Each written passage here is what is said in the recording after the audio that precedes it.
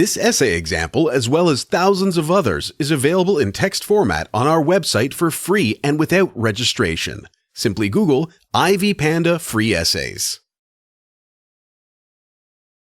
Sony Ericsson merger, case study of joint venture and acquisitions. Mergers and acquisition is one of the strategies that many companies are using to help in strengthening their position in the market. Globalization has facilitated this process, where companies from any part of the world can easily come together to form a large global corporation. Companies are merging to benefit from capabilities and strengths of each other. This paper analyses a joint venture formed by coming together of Sony Corporation and Ericsson Telecommunication Company. Historical background. Sony Ericsson is a global company that was established in 2001 after the merger of Sony Corporation and Ericsson Telecommunication Company. Sony Corporation was a powerhouse for consumer electronics based in Japan and enjoyed a large market share in the global electronics market. On the other hand, Ericsson Telecommunication Company, based in Sweden, was the market leader in making mobile communications devices. The two corporations were performing well separately, but they realized they could do better by coming together to form a merger. As noted by Gorton, Kull, and Rosen, mergers will be more successful if the companies merging are well established in their industries. Ericsson was a mobile company that dealt more with software, while Sony Corporation mainly dealt with consumer electronics, and by forming a joint venture, Sony Ericsson aimed to be the best mobile solution provider. The merger had great impact in the market, and the coming together of the companies changed the market share in the mobile market. The two companies had just finished making mobile phones on their own, and after forming a joint venture, they can now make mobile phones together.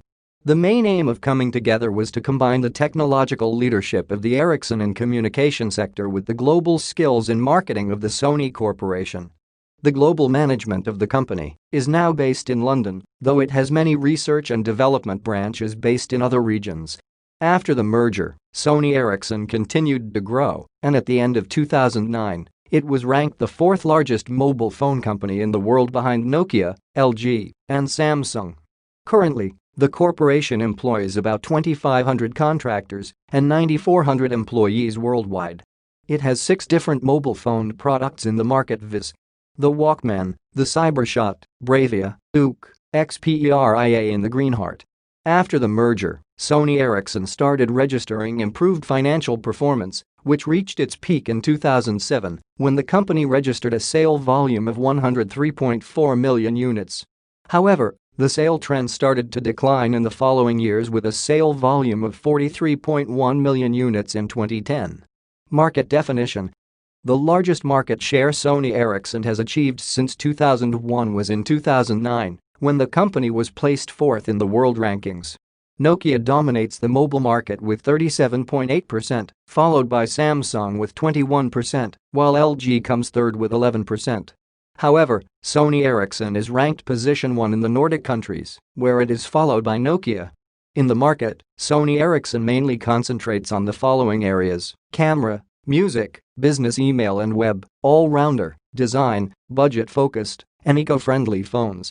The 6 brands, Bravia, Ook, Xperia, Greenheart, Walkman and Cybershot offer all these services in different versions. The company uses 3 methods to name their phone products.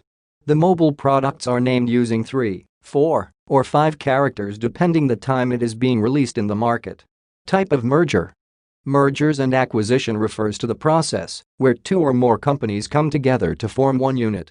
Mergers can be friendly, where the executives of the merging companies successfully work together to combine the 2 companies. The merging process can also be hostile, where one company successfully buys majority shares in the other company. In the case of Sony Ericsson, the merger was friendly since the executives of 2 companies successfully combined the 2 companies in 2001. The companies realized the potential they had when they combined their synergies and therefore showed the need of forming a merger. Mergers can also be categorized in 3 ways, viz. joint venture, an alliance, or merger and acquisition depending with how the 2 companies come together. The merger between Sony Corporation and Ericsson Company can be categorized as a joint venture. In a joint venture, 2 or more companies come together to accomplish a given economic activity. The two companies came together and decided to be creating units where both make their contribution in shares. This type of venture can be just for one project, or it can be a long-term agreement like in the case of Sony Ericsson. Analysis of the motive. The goal of every company is to increase its market share with the help of its executives. There are many reasons that motivate companies to come together depending with their nature. By coming together, the two companies pool their strengths and capabilities, which give them a competitive advantage in the market. For instance, Sony Corporation was a global leader in selling consumer electronic products, while Ericsson was global leader in telecommunication devices. By forming a joint venture, the two companies combined technological know-how of the Ericsson telecommunication and the global market skills of the Sony Corporation. The two companies were able to access expertise and knowledge that is more than their own. The companies were mainly forming a joint venture to help them acquire customers and new technologies. Cornett, McNutt, and Turanian indicate that successful mergers will improve the performance of the new company. Sony Corporation would benefit by accessing new technology from Ericsson, while on the other hand, the Ericsson would benefit by acquiring new customers possessed by the Sony Corporation globally. Another reason why the two companies formed a joint venture was to enable them to benefit from the economies of scale. Both companies were operating globally and therefore, their coming together meant benefits from large economies of scales in their operations. After merging, most of the objectives of two companies were realized. As Iktogu argues, forming mergers will help to maximize the value of the two companies. 83. For almost 8 continuous years after the merger in 2001, Sony Ericsson reported increased performance year after another.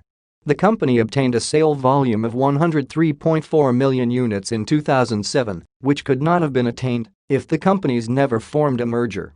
The strengths of the two companies were combined, which could be reflected in the increased financial performance of the Sony Ericsson. This has also contributed to the increased market of the company in the global market. Achievement of 4th position globally in 2009 demonstrated the benefits of forming a merger. Other possible benefits of merger. The coming together of the two companies has also made possible to compete effectively in the global market.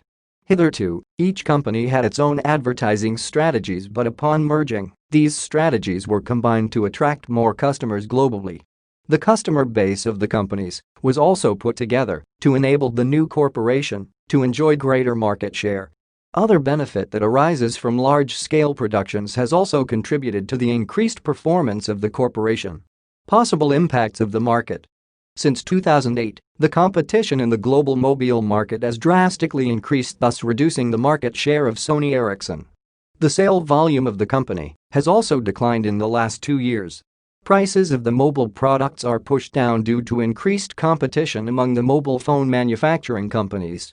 Thus, the company has to look for other strategies that will help it to regain and increase its market share. Conclusion. The merger of the Sony Corporation and Ericsson Telecommunication Company in 2001 has helped to improve the performance of the new corporation. The merger brought together new technology and customers who have helped to increase the market share of the new company. The two companies have also benefited from economies of scale and combined resources for strategic marketing. However, Sony Ericsson performance has started to decline due to increased pressure in the mobile market, which has pushed the prices down. Thus, it is important for the corporation to look for other strategies to retain and increase its market share, but with the heights that the merger has scaled in the past, the probability that it will turn around events and compete effectively in the coming days. This essay on Sony Ericsson merger was written and submitted by your fellow student. You are free to use it for research and reference purposes in order to write your own paper. However, you must cite it accordingly.